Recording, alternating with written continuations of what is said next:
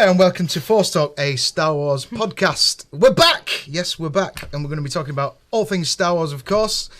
Coming up in the show, we're going to be covering the latest Star Wars news. Again, there's not loads of it, but we've got a few interesting tidbits that we can chat about. Also, we're going to be unveiling a couple more of our interviews from Star Wars Fan Fun Day. And we're going to be discussing a much beloved character from the prequel trilogy in Cannon Fodder. So let's get on with the show.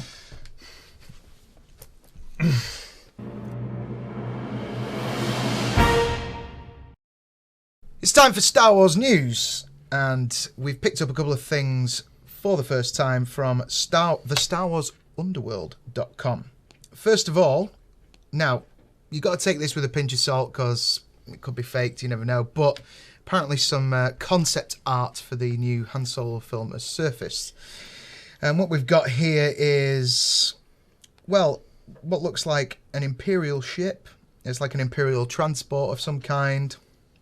We can also see a speeder codenamed the Bumper Car, which includes a concept sketch of Alden Ehrenreich. Are we getting that right now? Are we getting the pronunciation correct for it now? Anyway. I don't think you can. Whatever. Alden. As Harrison Ford described him, the young fella who's playing Han Solo. That will do. Yes, they've done a concept sketch of him next to one of the vehicles, and they've kind of dressed him in the Empire Strikes Back long sleeve. So whether he's wearing the waistcoat or the long sleeve, we don't know this time. And it is waistcoat, by the way, especially if you're from Lancashire. So, yeah, what do we think of this stuff? I mean, obviously, you can see that this particular one here is an Imperial transport because we've got a couple of stormtroopers sat in there. That, in fact, looks like it's, I don't know, that looks like it's like on set plus like a half mat or something, do you think? Yeah, it's tricky to say, really. Yeah. It just looks like a drop ship of some sort. A drop ship, yeah, could well be. Because it's got these big, long... protruding arms. But they do seem to raise like a laminar chisel. Ah, right, yeah. And that looks... Yeah, again, it looks like part of these could be a set. Well, they are indeed, because you can see all the woodwork there. So at least they're going practical again with this film, which is always good. And this ship that the young fellow who was playing Han Solo is stood next to, do we think that's Han Solo's ship before he gets the Millennium Falcon? Yeah, I suppose it could be. It makes perfect sense, doesn't it? Because I think it's already been said that this film is going to show how he got the Falcon off Lando. So he probably was flying around some terrible piece of scrap Ford Fiesta type ship beforehand. A Ford car. Yeah. Ford being the operative word, of course. Yeah. So I mean, we didn't actually really get into a discussion, I don't think, about... Well, we did get into a discussion when we shot an episode of this that nobody will ever see. Yes, we're all naked. That was the pilot. Yeah, I think we did have a discussion about our feelings on the whole Han Solo film, but that's not actually been put out into the ether yet. So, what are our feelings in general about the Han Solo film, sparked by looking at these vehicles? Well, we've got D23 just around the corner, and it's been rumoured that there's going to be showing some footage, maybe, because it's due to be released in May of next year rather than December, which I think is crazy. Like, just keep to this December slot. December is now Star Wars. I don't know why you changed back to May, but yeah, hey ho. It's not about the fat guy in the suit anymore. It's about Star Wars. Exactly. So there's rumours that they're going to be showing some footage from the new Han Solo film there, but I know definitely you are. I'm not sure how you stand on it, but I'm like really nervous about this because why would you mess with Han Solo? Why would you do it?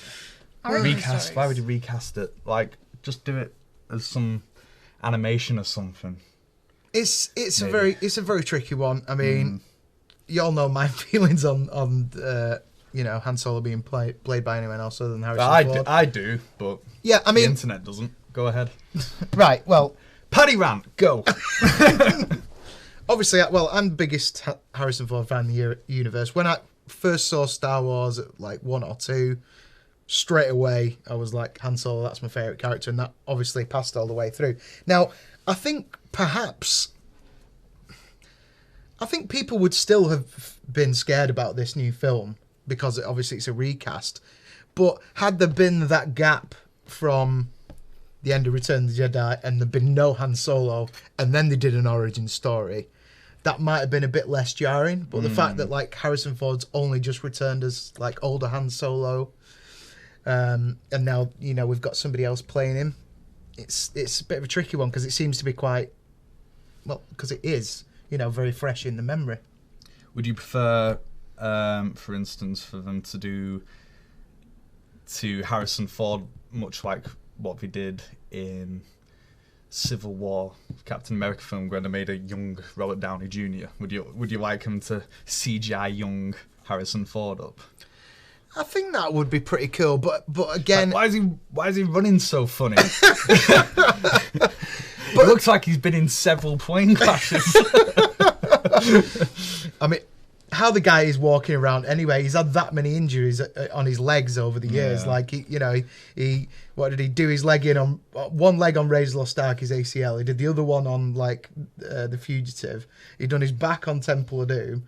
He'd broken his legs again on Star Wars: The Force Awakens, and he survived a plane crash. I mean, I'm convinced the guy's invincible. Yeah, he must be. But yeah, I mean, the other thing is as well, and we may have mentioned this before, is the fact that he kind of refused to say that he was done with the character as well.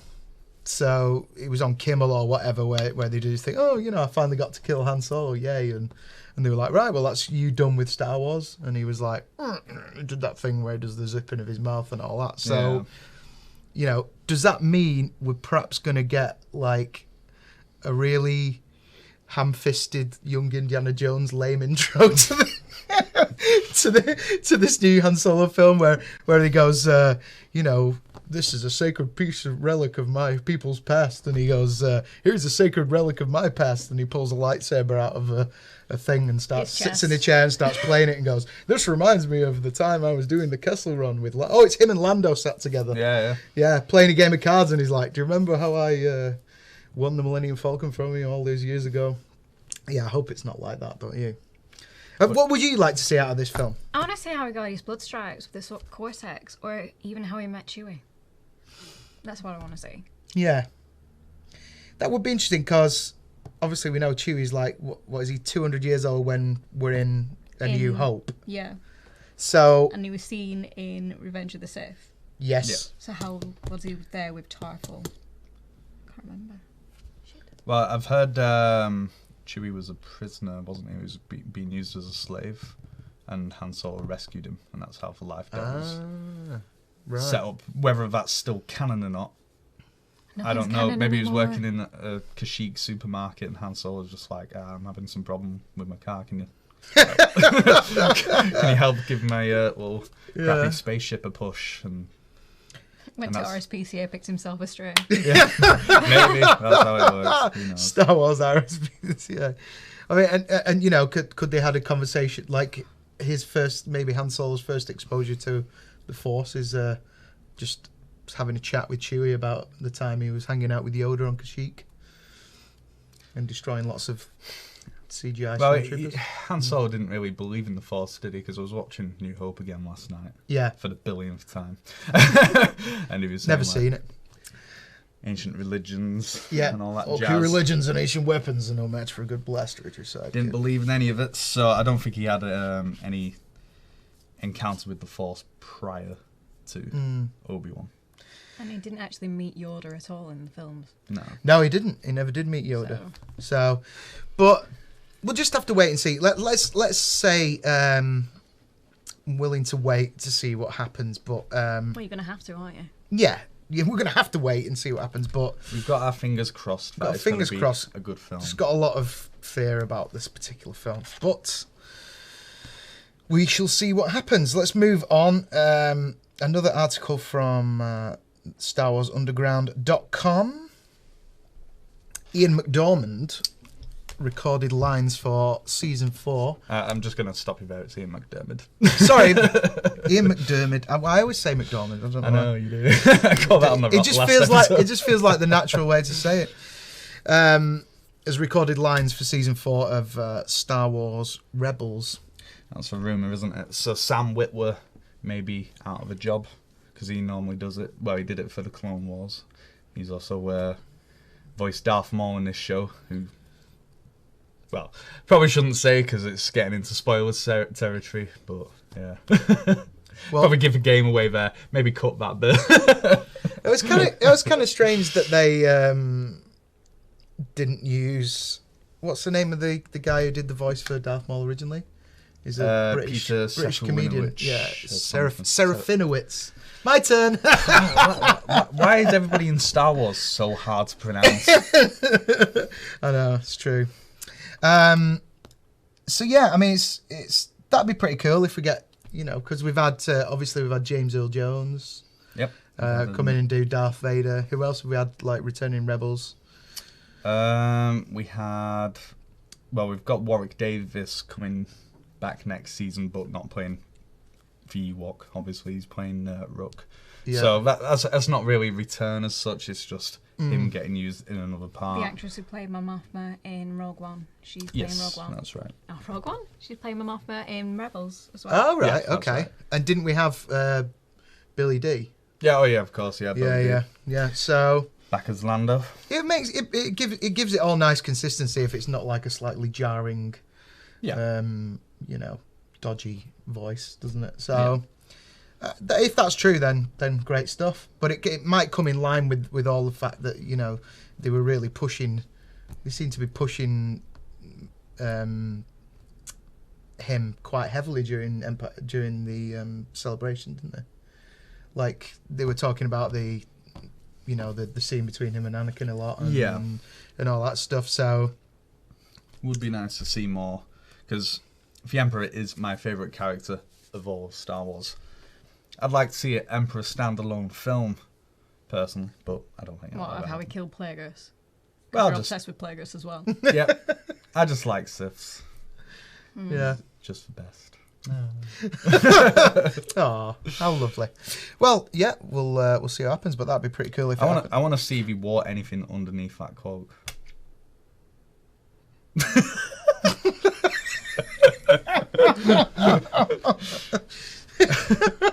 Look out, mate. What if it was like Total Recall and he just got like a weird little guy in there? Like Plagueis was actually.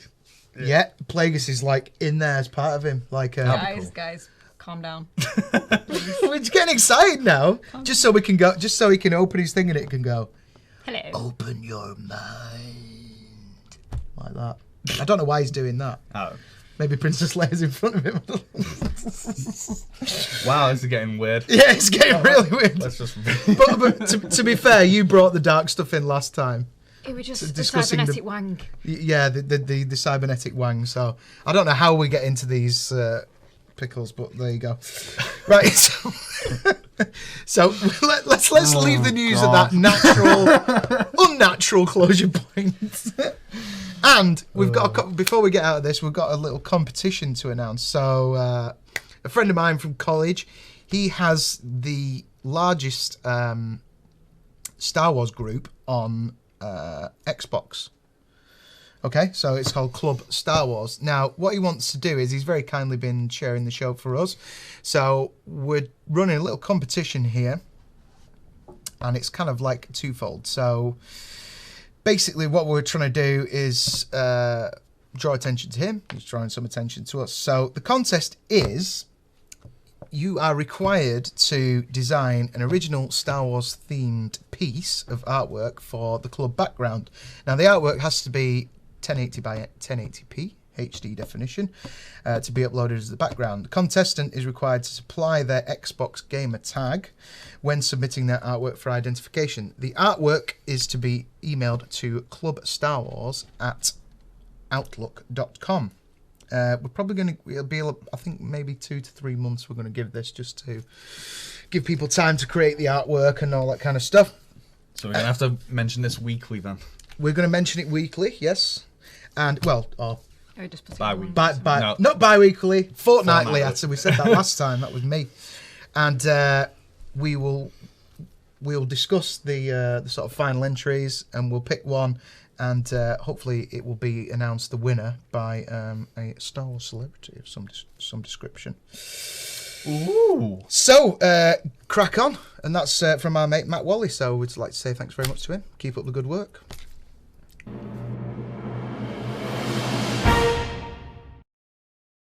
Next up, Cannon Fodder.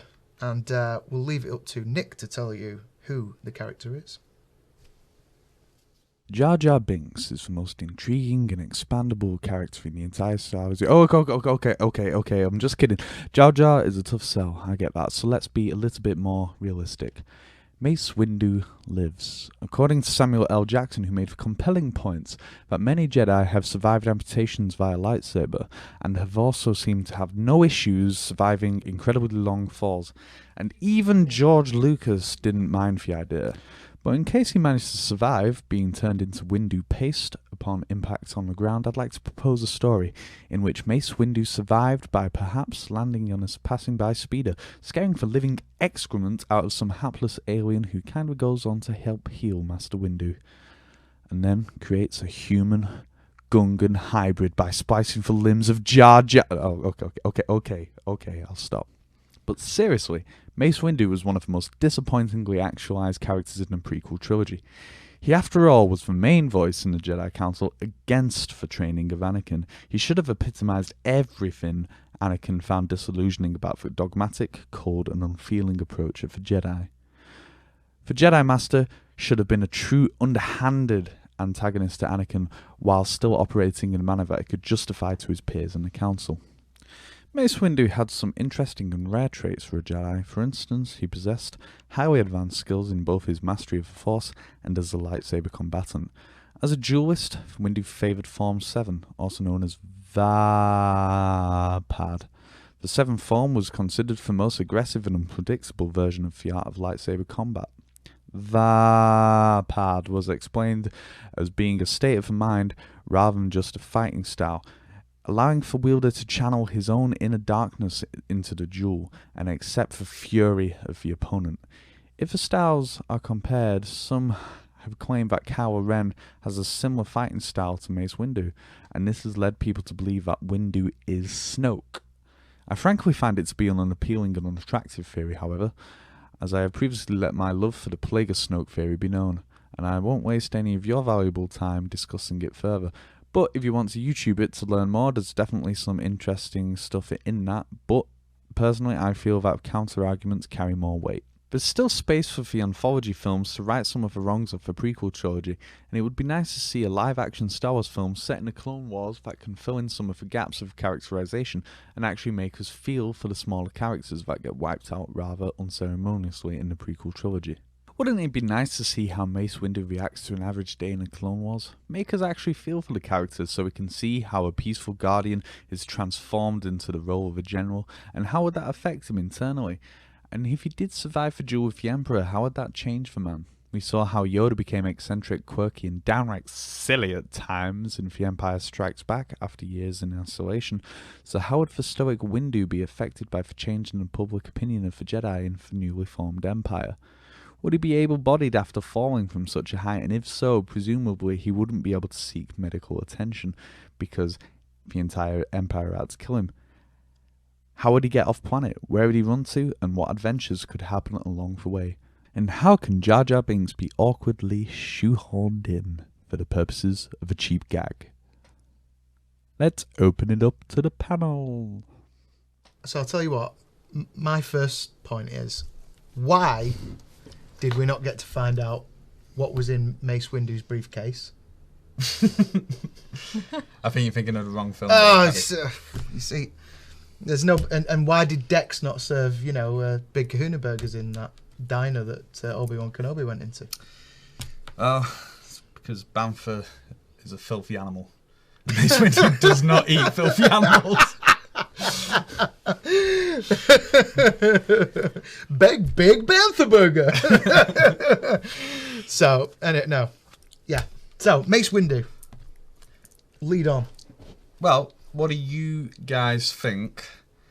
What potential do you see for Mace Windu in any Star Wars medium? Like, do you think he's worth fleshing out in animation, in films? Or where would you like to see him? Because it's like, I get that saying a Mace Windu film would be a tough sell, but then again, it is Samuel L. Jackson, and he is a draw. Yeah, I think they could quite easily get away with making it a live action film.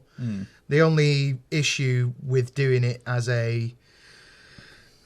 around the Clone Wars period thing would be, obviously he has aged somewhat. I mean, I know he does age very well anyway, but it wouldn't quite match up, I don't think, unless they did some digital work on him.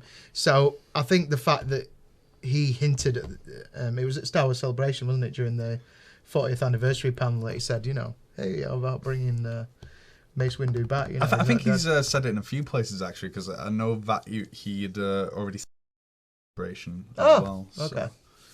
So I mean, it's you're pulling a face, Sarah. Have you got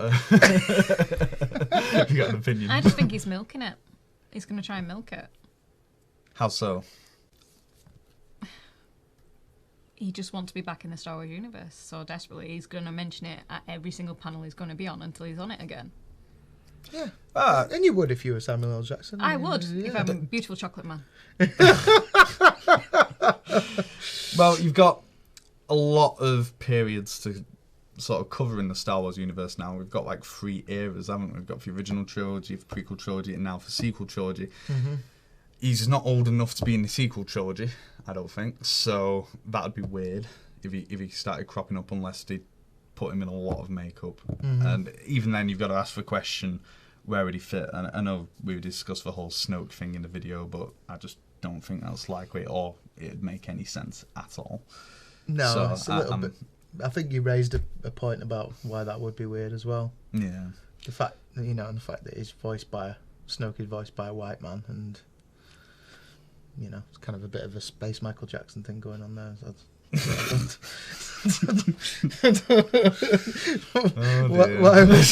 Why would he all of a sudden, become a white guy? It's a bit like the whole sort of Chasing Amy discussion about the vestige of the beautiful black vestige of Darth Vader being totally screwed by the fact that he's an old white guy inside. It's like it's a little bit like that. Yeah, so I don't like the Snoke theory at all. So like you said, that it's daft. But I mean, like I was saying, in terms of period, I think it would be interesting if he just turned up in the new set of films. But again, I think it would be hard to give him enough space, and he'd be underused again. So I think that was one of the problems for prequels, is that like his character just didn't really do anything significant like in the films. So apart from piss off Anakin.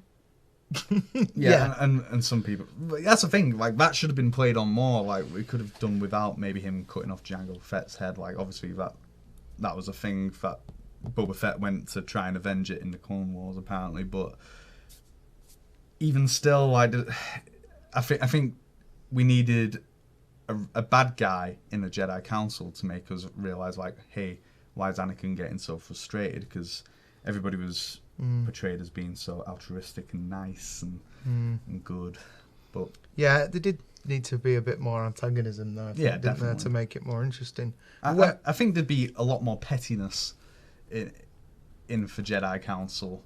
Like everybody's like, well, you may be powerful, but I've been doing this for a long time. You get that in all walks of life, don't you? Like for people who try and sort of dismiss talent for experience, and sometimes talent does win overall. Mm-hmm.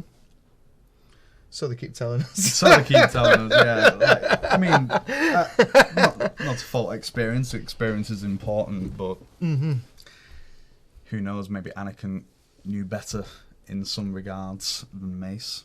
But we never got to see any of this because it was only talked about rather than actually showing us. Yeah, that's very true. There is quite a bit of that missed opportunity talking about something that's happened and actually getting a chance to see, isn't it? When the time periods have moved on. I mean, what era do you think you could fit a story of him in? Mace Windu coming back? Rebels, something like that.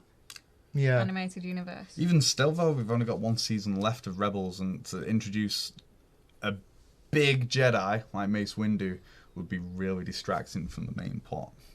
So, I think it'd be too weird to introduce Sam Jackson in Rebels. Then I don't see at any this place. point. What's that? And then I don't see any place for him. Well, I was thinking, like, do a rumor going around about them starting like a Star Wars love film, and maybe we could have Mace Windu as a sort of character in that who's being hunted by Darth Vader. Like, maybe not as a romantic interest, but maybe like as just another sort of prisoner or something who escapes with two lover protagonists. I mean, there is obviously a place for him potentially in the Obi-Wan standalone. Even still, though, like, if they're going to do an Obi-Wan standalone, what's that going to be? Because he's just chilling out on Tatooine, presumably, for the most part. Presumably. Or maybe he's Avengers with Qui-Gon, like when he spent that year in Mandalore. Yeah. Won't mind that. Could be that, you know, if Mace Windu did survive, he did survive, he gets back in touch with Obi-Wan Kenobi, and they buttle off to go and avenge all the Jedi or something along those lines. Yeah, but avenging stuff isn't really in the Jedi way, is it? That's true, but that's where we get onto the whole grey thing again, isn't it? Yeah, maybe he's conflicted, but even still, like, it's a bit murky and hard. It's a hard sell, isn't it? Mace, like, just bringing back Mace Windu in any capacity, because it does sort of cheapen all for deaths. Every time you bring a character back, you cheapen every death that happens in the film. It's like Darth Maul coming back cheapened that death. Yeah, definitely, because it's just like, oh, so anybody can come back now. We're all like, let's wait for Palpatine to show up again. And you're hoping Han will come back. Yeah. But I don't think so. He's literally been killed in the most decisive way of any character in the Star Wars trilogy, I feel. Yeah, I would rather they didn't, and I'm pretty certain that the fact... Is this Han or Mace? Han Solo, yeah. I'm pretty certain. Oh, we got sidetracked, didn't we? Yeah, so I'm pretty certain that he won't, because, you know, there's only one reason Harrison Ford came back to do that film, and that was so that they would kill him off. Oh. Well, yeah, I'm sure there was that as well. They didn't do too badly out of it, but yeah, killing him off was the main thing, I think. So, as for general consensus here, Mace Windu dead for good, or maybe bring him back in a small way in a film. Like, it's a tough sell bringing back anything from the prequel era. To be honest. I think bring him in as part of another film. No. Standalone, maybe. Half a fun. No, you're crapping all over the idea of a standalone. I'm sorry, he's either dead or he's gone into exile. That's the only way I can see. And if he is in exile, is he all messed up? He's very bad. So what's he doing in exile? Just waiting to die, or Possibly he could be doing what Yoda did, because Yoda went into exile after the fall of the Jedi Temple, didn't he? yeah. Mm-hmm. Could he not have done the same? Because he failed in bringing down the Sith. Yeah, he could, but also at the same way, you've got to imagine he's in Coruscant. He's just been lightning. He's fallen several stories. Even if he can use the Force to stop him from like hitting the ground with such impact, I can't imagine he's getting out of that without like at least breaking his legs up to like just. He's never walking again. Let's put it that way. Cybernetic Wang discussion. I mean, you could potentially create out of the three characters who went into exile the most kind of boring Godfather 2 style Star Wars story. Parallel threads of all three characters and their making of soup on whichever planet they're inhabiting from now on. So, yeah, it has problems. At least about seagulls. Seagulls? Why? That's that song, isn't It's it? a song. Oh, so Flock of Seagulls, right? Okay, yeah. No, but No. All right. Never mind. It's that bad lip reading of Yoda. Oh, right, yeah. Okay. Sorry, I totally missed that. Let us know what you think about Mace Windu. Bring him back, or is he just dead? Mace Windu. Mace Windu. Look through the Mace window and Do you know tell us what? if Mace Windu will be back. While recording that segment, I said window so many times. It's so hard not to say it like under pressure.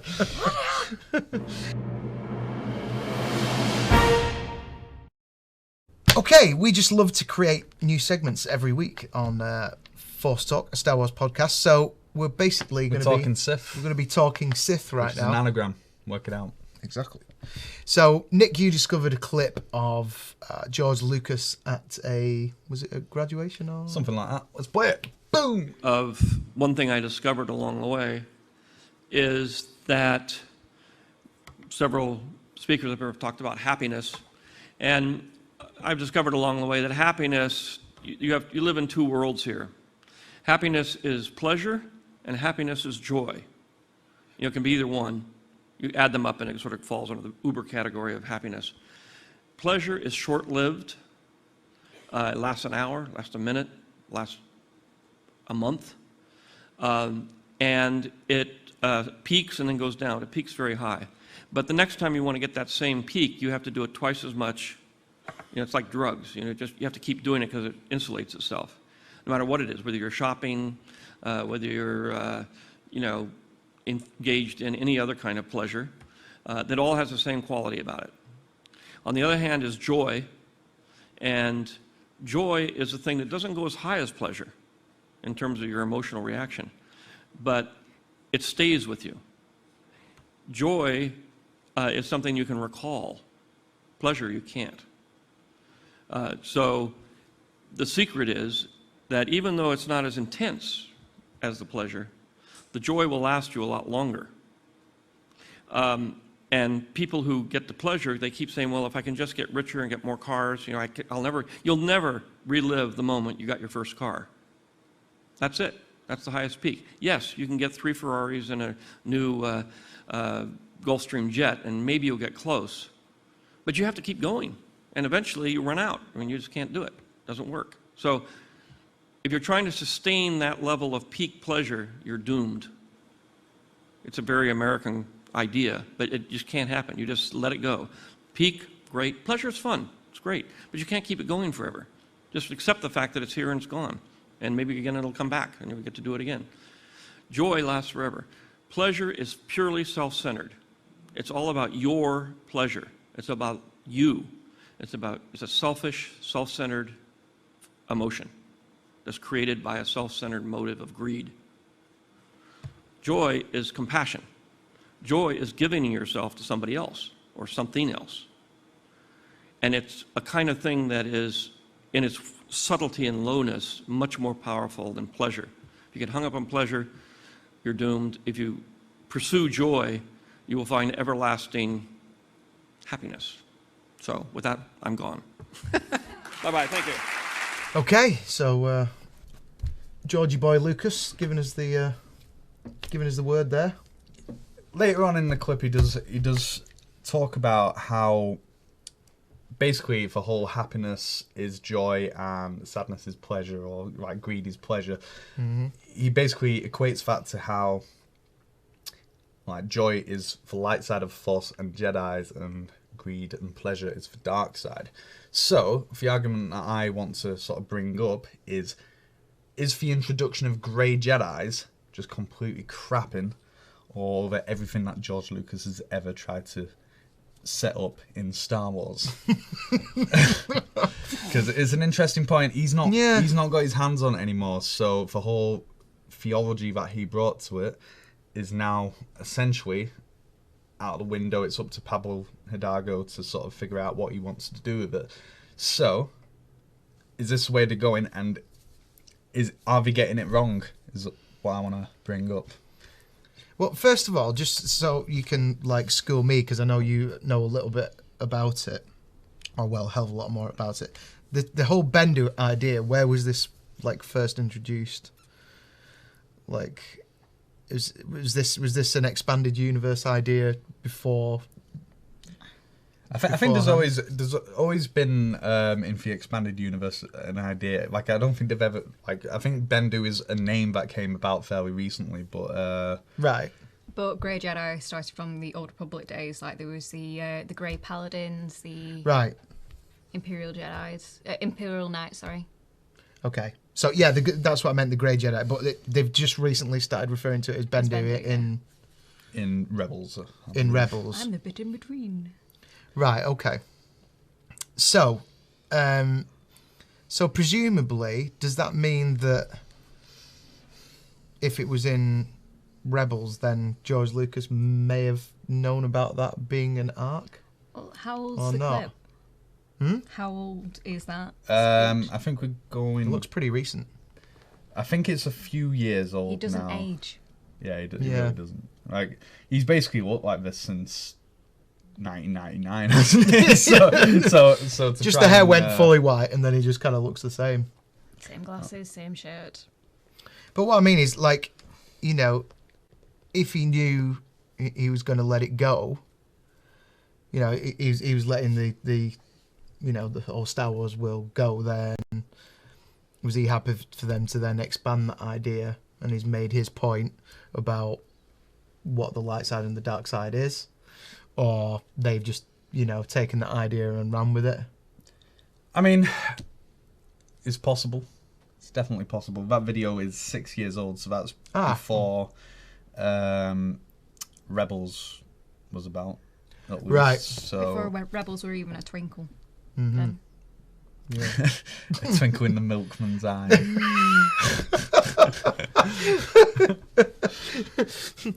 Do you think that's maybe what Jar Jar Binks ended up doing then?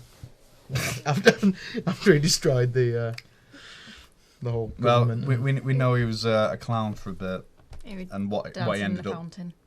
doing at night isn't really discovered or discussed much in Aftermath. Thank God. So, I mean, it's difficult because, like you're saying, he's discussing that 6 years ago, before Rebels. So, and you have to assume that maybe he had a small part of the whole Rebel things. Yeah, right. Starting out because he was working with Dave Filoni, wasn't he? Yeah. Previously to that, so. It's not, it doesn't really bother me so much that it's a thing in Rebels because it's not really so consequential to the main story thread. Yeah. My real worry is if they're bringing it into the sequel trilogy and Luke and maybe Rey are going down this Grey Jedi route, does that really muddy the waters of what George Lucas was trying to do? And we even know that Mark Hamill fundamentally disagrees with what Rian Johnson was doing with the character of Luke Skywalker, and we've got that clip to play. So, boom! When I read 8, I told Ryan, I fundamentally disagree with virtually everything you've decided about my character. But, you know, other than that, I can't really describe more, but it was as shocking to me to read what Ryan had written as I'm sure it will be for the audience. Do you make a turn to the dark side? Is that possible? It's possible. Anything's possible.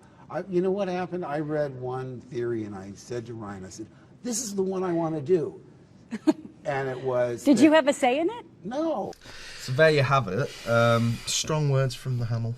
Exactly. So we're seeing even he's uncomfortable with the way that at least the character of Luke Skywalker is going. So does this sort of point us in a direction that is like going really far from what George Lucas was originally trying to do in the original trilogy and even the prequel trilogy to some regard, because you got the light and dark very clearly defined in both films, and now we're getting an in-between, maybe. I think that's pretty much the way it's going, isn't it, in the sequel trilogy. So I mean, in a sense, yeah, it does kind of crap on what his ideas were initially, but, you know, can we be fairly sure that that might have been the case anyway, because you know, he did step away from it, and he did, you know, give the producers whatever his basic outlines for what 7, 8, and 9 were going to be, and they went, "That's very nice, George. We're just gonna put that on the fridge." So do you think, Sarah, that they're sticking to the rough outline at least? Yeah, the rough outline, but now they're bringing an actual balance to the Force, which is what you really wanted in the prequels. The Chosen One bringing balance to the Force, so possibly was Rey the Chosen One? Possibly. Just to freak everyone out. I mean, we still don't know what the hell Rey is, or who she is, or anything like that, so it's potential. She's Daisy Ridley. Well, Yeah. we know that much. But, I mean, it is interesting because, you know, Hamill has said he kind of disagreed with... Well, he didn't disagree, but he was just, like, constantly disappointed as he was reading the script for The Force Awakens, because he was, like, he was going, and I'm going to come in now! Like, I think his favourite bit was, like, when... you know, the lightsaber ends up in the snow and then you see it shaking, and he was like, okay, here I come. I actually genuinely thought that was going to be him there as well. I think that would have been a bit Doctor Who-y and sort of like a bit cheap in a way. But even still, I wouldn't have minded that. Yeah. And we're getting a bit off topic. Yeah, so but what I'm saying is he you know, he was disappointed with that. He fundamentally disagrees with the way his character has been painted in the new film, in The Last Jedi. So, from that, we must draw that, well, either it disagrees with what his idea of was going to be for Luke Skywalker after that, or the fact that he is now a lot darker than we expect him to be. That's the thing. What worries me is that we're either going to be sort of... Like, the prequel trilogy is very clearly sort of documenting the tragic fall of a character, and then for the original trilogy, the redemption of the character. So in this sequel trilogy, if the prior 6 films were about Anakin, where does it go from here? And are we just going to start treading old ground of redemption? Like, I hope Kylo Ren isn't just going to get redeemed at the end, because that would be boring. I have my reservations and concerns where the sort of new trilogy is going, but I also trust that they're going to do a good job, hopefully. I mean, would you like to see this Grey Jedi idea expanded rather than just kind of this tried and tested? I mean, it makes sense because obviously, you know, they have repeatedly failed over and over again, so it's like the Jedi do need to try something different in order to be successful. And I think it could potentially make for much more interesting characterization, because you know, the problem has always been the problem's never really been with the Sith, the bad guys in Star Wars. It's always been with the Jedi, really, because they're so kind of stoic and stuff like that they can't have fun. Yeah, they don't make for a very interesting, like, in some regards, they don't make for a very interesting character. Like if you tell a child it can't do something, it's going to want to do it even more. Yeah. Like Anakin with sex. Yeah. Like Anakin's. I mean, it's like, I'm a chosen one, I should be able to bang. It's not fair. Cybernetic wang. Maybe. Catholicism with lightsabers, I don't know. Well, for the way you were talking about for Jedi and like for sort of rebranding of the Jedi, it was making me think like Labour and New Labour. Like just getting slightly more towards the dark side to get in. Are you going to start putting the pictures up of Jeremy Corbyn as Obi-Wan Kenobi? Maybe. Yeah. Yeah, we're not going to do politics on this show, especially because of the fact that, you know, my news feed is basically like a party political broadcast for the Labour Party at the moment. Please stop now. Anyway, so we'll leave it there anyway. But yeah, I mean, let us know what you think. Do you think? I mean, do you agree with? Well, we don't know that you can fully agree with You'd Mark, have to see off with Mark Hamill yet, but do you at least agree with him about The Force Awakens and the way Luke Skywalker's brought in? Do you want to see Grey Jedis, or do you want to stick with the tried and tested? styles. And failed. Let us know what you think.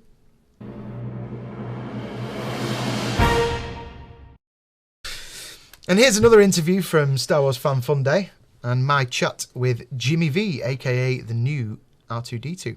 Beep beep. Okay, I'm sat here with Jimmy V at Star Wars Fan Fun Day, Day 2. And before Jimmy was even doing Star Wars, he's got a long and varied career. He's done Doctor Who, Sarah Jane Chronicles, Pan the movie. Pan. Yeah. How did you get into acting in the first instance? I started it way back in early days as a stunt guy for small people and children, you know what I mean? And it just progressed from there, from stunt guy to TV commercials, and then moved on to parts and films, and then from there it went to Doctor Who, and then it's never stopped since there. Brilliant. So, and how was the Pan movie? Because you were effectively Hugh Jackman's co-star in that. Yeah, sidekick to Hugh Jackman. Yeah. Well, it was a good couple of months filming. It was a good laugh, you know. Everybody got on well. Yeah. Seems like a great guy. He comes across well. Yeah. So then transition, of course, into being the new R2D2. And I believe, well, I assume you knew Kenny anyway from conventions. Yeah, we knew Kenny from other. I had worked with Kenny on numerous films and pantomimes, things like that. So yeah, we knew him well. You know what I mean? So when it came to the point that you were going to transition over when you were working on The Force Awakens, you know, what advice did Kenny have for you? I knew most of the stuff because we used to talk about things over the years that we worked together, and it was just a case of like, if you're going to do it, do this, do that. You know what I mean? How to stay like that, and little trade secrets that you don't want to give away. You know? Okay.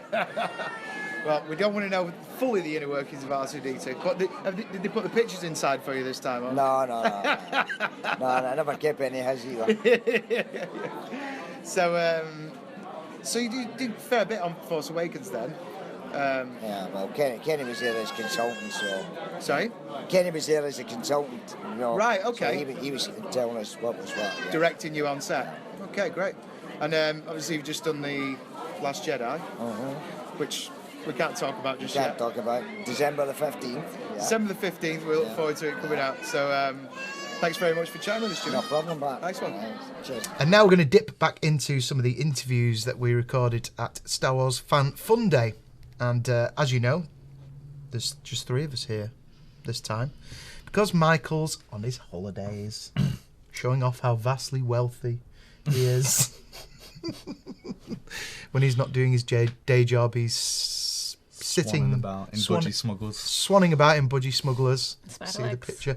And sipping cocktails and all that stuff. But he did do one of the interviews at Star Wars Fan Fun Day. So here is Michael having a chat with Taylor Gray, a.k.a.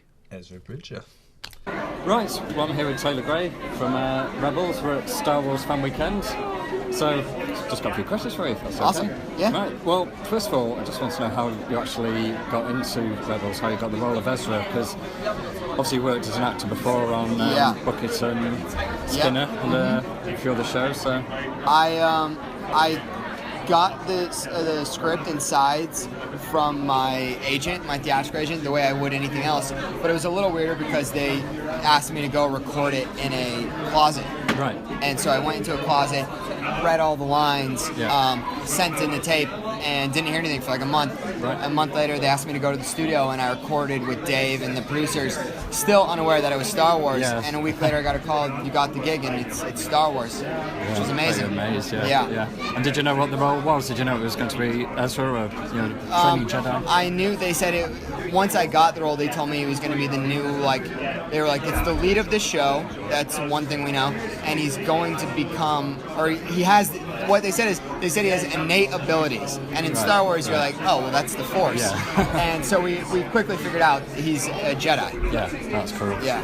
So what's the process when you record an episode? Do you just get given the lines for that episode, like say the actors who are in the films, or do you get to read through the whole episode? We get the whole script. Although at times, if there are episodes that are big episodes, like a finale, and we're not certain actors, or we are not in a page or two, we won't get those pages for big episodes. But otherwise, if we're in it, we get the whole script. Yeah. So is it a surprise for you when you actually see the finished finales? product? Yeah, like season 4 finale, I don't even know what the last handful of pages are. Right, it's amazing. So what is it like for you?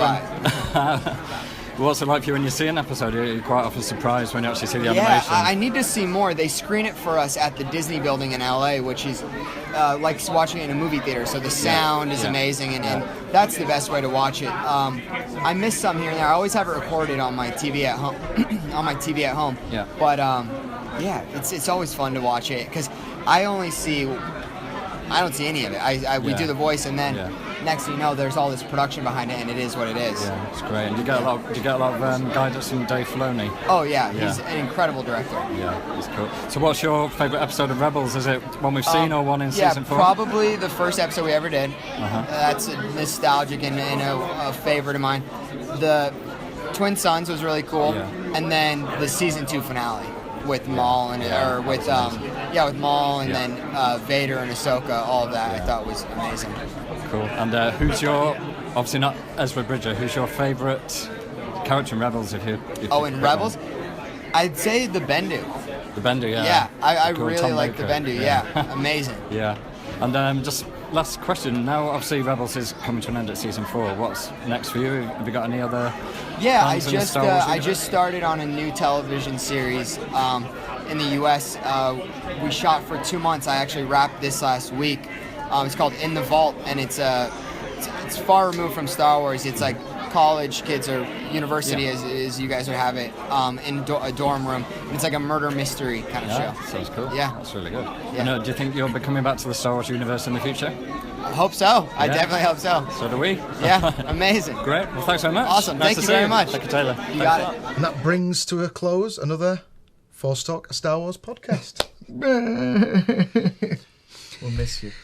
Don't forget, if there's anything else you would like to suggest us covering, talking about, or generally taking the mickey out of. We don't take the mickey out of Star Wars. Star Wars is sacred. We take the mickey out of Nick, that's all. Yeah, we do that. Michael will be... And Michael. Definitely Michael. Especially since he wasn't here this week. He'll be back next week, so we'll be back to the big 4 rather than the big 3 that we've been today. But if you'd like to make any suggestions to us, drop us a line on Facebook at SW Force Talk, on Twitter at SW Force Talk. You can also be really hipstery and find us on Instagram as well. So, until next time. Force Talk. That's not a catchphrase, is it? Force yourself. May the Force be with you.